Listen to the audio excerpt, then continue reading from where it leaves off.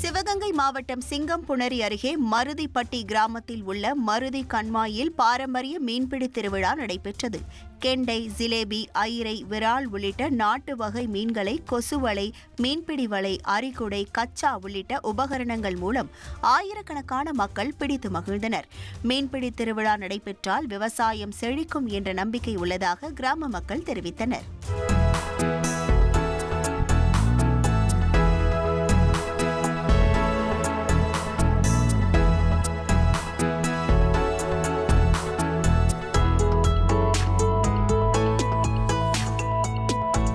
கோடை விடுமுறையையொட்டி கன்னியாகுமரியில் அதிகாலை முதல் ஏராளமான சுற்றுலா பயணிகள் முக்கடல் சங்கமத்தில் சூரிய உதயத்தை காண குவிந்தனர். தொடர்ந்து சூரிய உதயத்தை பார்த்து ரசித்த சுற்றுலா பயணிகள் தங்களது செல்போனில் புகைப்படங்கள் எடுத்து மகிழ்ந்தனர்.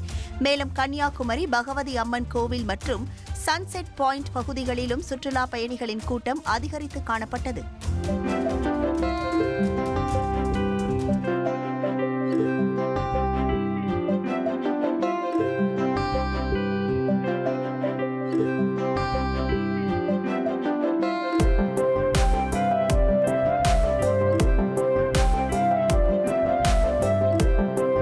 அலாவுதீன் நாட்டை காப்பாற்ற போராடும் சாமானிய இளைஞனின் சுவாரஸ்ய கதை தினமும் இரவு 8 மணிக்கு